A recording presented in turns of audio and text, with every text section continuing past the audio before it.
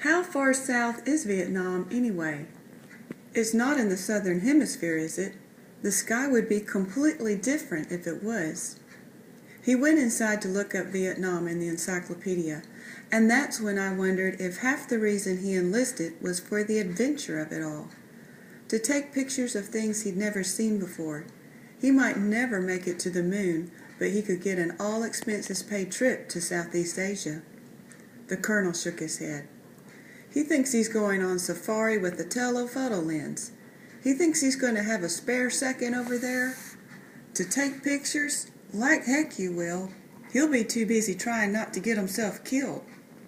But the colonel was wrong about that. He was wrong about a lot, it turned out. Chapter 6.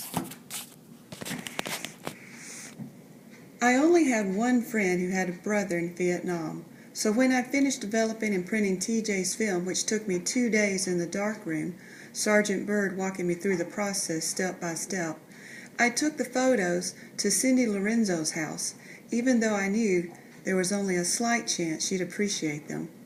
Cindy was not actually my first choice for an audience, but since my two best friends, Liz and Pam, had moved away, and my next best friend, Jennifer, was spending the summer with her grandmother, I didn't have much of a pool to pick from. There were good things and bad things about being friends with Cindy Lorenzo.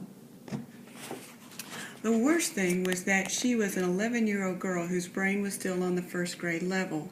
She could read and dress herself and ride her fancy bicycle in wobbly circles around her front yard, but she couldn't think straight at all. It was like her emotions got in the way of her thoughts. She was nervous and excitable and shaky around the edges. She hit and bit. The good things about being friends with Cindy Lorenzo included the fact that I could tell her my secrets, and she never blabbed a word of what I said. I could brag on myself, and she wouldn't raise her eyebrows every few seconds the way regular people would, to keep me from getting too puffed up with my own greatness. Some days Cindy acted like she thought I was some sort of hero, and that's a feeling that's hard to resist, no matter who's having it about you. I'm not a ballerina, but I could be one if I wanted to, Cindy informed me the minute I walked into the Lorenzo's front hallway. Joey said I couldn't ever be a ballerina, so I kicked him. Joey was one of Cindy's invisible friends. Most little kids had invisible friends who were nice and friendly, but Cindy's crowd was all hit or miss. She complained all the time about her invisible friend Susanna, who was a pincher. I just stuck my tongue out at her, that's what I did, she'd say to let me know that Susanna's pension had not gone unavenged. Bless your heart, Jamie. You don't have a bit of tan this summer. You need to get yourself over to the swimming pool. Miss Lorenzo swooped into the room in a cloud of rosy perfume. It was hard to make your eyes go from Miss Lorenzo to Cindy and back again and convince yourself they were related. Cindy was tall for her age, but she walked hunched over like a little old lady, and her skin was splotchy and drab. Miss Lorenzo, on the other hand, fluttered hither and yon, high color on her cheeks, her hair piled on top of her head in one dramatic style or another. She and my mother were best friends, which is why Cindy and I got thrown together so much. That and the fact that Lorenzos lived across the street from us. And I could babysit Cindy when her parents wanted to go out to dinner. Let's go talk to Brutus, Cindy said, tugging on my hand. He says he misses you, even if he likes it better over here with me. I followed her upstairs to her bedroom, looking as I always did at the family pictures that lined the wall above the railing. There were Cindy's brothers, both grown, the older one, Nathan, even married with a baby. You could see that they were Miss Lorenzo's children, no questions asked, with their handsome faces and pretty brown eyes. The picture that fascinated me the most was the one at the very top of the stairs, the family picture the Lorenzos had taken the year before, when both sons came over to visit at the same time, right before Mark, who was 23, left for Vietnam. It was a "who in this picture doesn't belong" picture, with the answer being Cindy. The other four Lorenzos were looking the photograph straight in the eye, their white teeth gleaming, long dark hair shining, everything pressed and straight and starched. Colonel Lorenzo and Mark both in uniform. Cindy sat slouched next to her mother, her nervous eyes wandering away from the camera, her shoulders slumped in their little old lady slouch. It was like someone had snuck her into the picture as a joke, and the other Lorenzos were ignoring her the best they could. Brutus says he comes from Africa, but he never told you that because you don't like Africa, Cindy said, leading me into her room. I like Africa, I protested before I could remember not to get caught up in conversation with Cindy like she was just another one of my friends. Within seconds, I'd be arguing on her level, saying hurtful things just to feel superior. Brutus says you don't, Cindy reached over and pinched me, so don't lie. Sorry, I rubbed the red welt on my arm. I won't anymore. Cindy sat primly on her neatly made bed, the pink Chanel spread pulled tight, and reached across a pile of stuffed animals toward a raggedy, stretched-out boxer dog with fluff coming out of his left eye socket where the eye used to be. This was my beloved Brutus, given to me by TJ on my 3rd birthday. According to my mother, he had struggled hard over whether or not to give me Brutus or keep him for himself. But in the end, true brotherly love had won out. He'd named Brutus before he gave him to me, saying that if he ever got a dog, if our mother suddenly stopped being allergic to them, that's what he planned on calling it. You know, you have to give Brutus back to me one day, I told Cindy the way I did every time I came over. I only loaned him to you. It's not for keeps. Cindy hugged Brutus tight to her chest. Brutus likes it here better. I told you that he told me that. He told me that he hates you and wishes you would die. You wouldn't think that some crazy thing Cindy Lorenzo said to you, something made up in her halfway working mind, could hurt your feelings. But Cindy's words could pinch as hard as her fingers. I knew I should just ignore her, and sometimes I could, but right then I wanted to pinch Cindy back. Hey Cindy, do you want to go to the playground and see who's there? We could swing on the swings. Cindy went pale, the brown splotches on her skin standing out worse than ever. No, no, no, no, she said, the last no scaling into a wail. No, I will not. No, no. She curled up into a ball on her bed, still clutching Brutus. I felt a tiny pang of regret, but more than that, I felt like I had gotten Cindy back, and she deserved it. It was not the nicest part of myself that felt that way. Sometimes I thought it was too bad that I'd figured out Sandy couldn't stand being around a lot of people at once.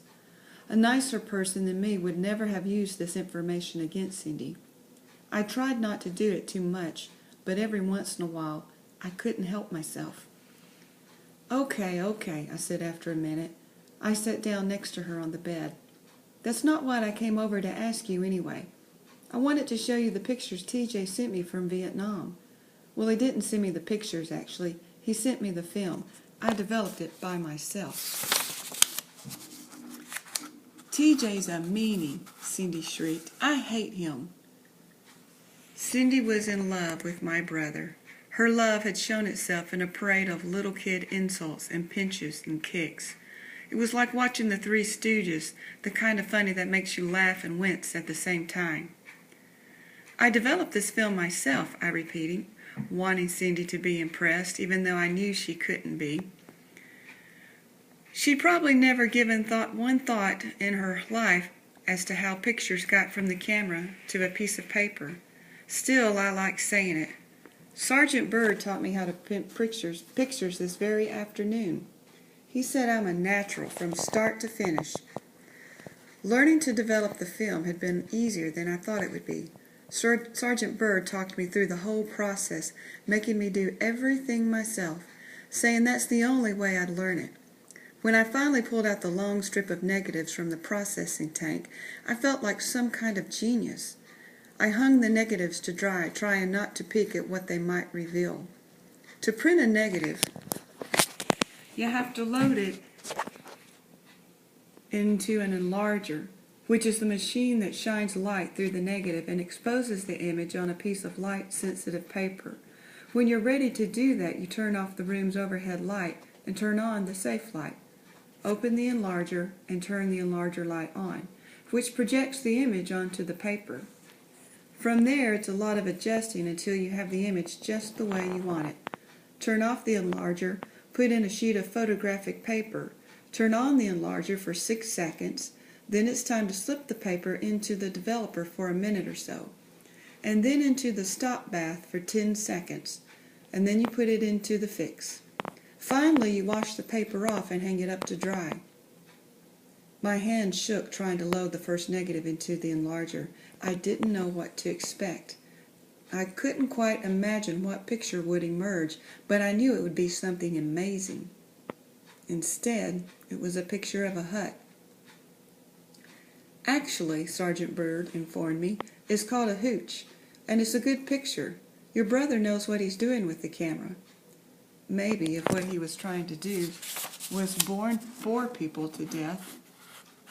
From a roll of 6 negatives, I counted 11 huts, 9 assorted groupings of GIs, most of them sitting around with their shirts off and drinking beer, 6 pictures of the same dog, a white terrier with a black spot around its left eye, and 8 pictures of bushes and trees. There was even a close-up of a blooming flower. I shook my head in disgust. Now sitting on Cindy's bed, I opened the manila envelope I'd put TJ's pictures in once they had dried. Here's a picture of some soldiers that are probably friends of TJ's.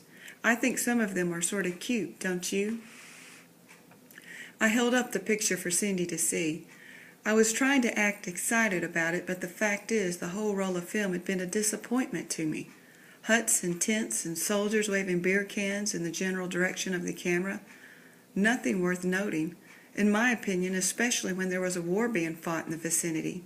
If I was excited about anything, it was that I'd learned to develop and print film. I wanted to show somebody what I'd done, even if the end result wasn't all that fascinating. "Come watch me ride my bike," Cindy said, hopping off her bed. "Don't you want to see the rest of TJ's photographs? He's in Vietnam, just like Mark." Cindy crossed her arms over her chest. "I know TJ's in Vietnam. I'm not stupid. I'm not retarded like you think. I'm just special, and I have a medical condition." "I know you're not retarded," I said. "It's just we both have brothers in Vietnam, and it's this thing we have in common." Cindy looked at me for several seconds. Then she nodded and sat back down next to me on the bed. "I like having things in common." I showed her the rest of the pictures. The last one I pulled out of the envelope was a moonshot. "I want that one," Cindy told me, tugging the picture out of my hands. "I could put it on my wall, and then I could look at the moon any time I wanted." Okay. I could go back to the rec center in the morning and print another copy if I felt like it. "Aren't there any others you wanted?"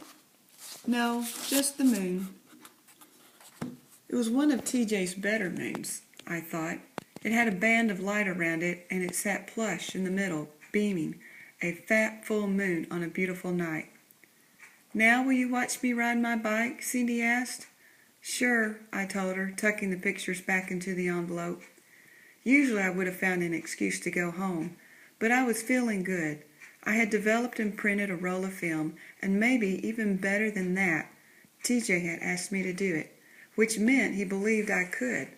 I don't know why he believed it, but he did. So now we had something in common, even though we were so far away from each other. "Come on," Cindy groused at me from the doorway. "Let's get going." I picked up the envelope and followed her out of the door. Okay, you don't have to be such a grouch." But I was smiling as I said it. I guess I was in a generous mood.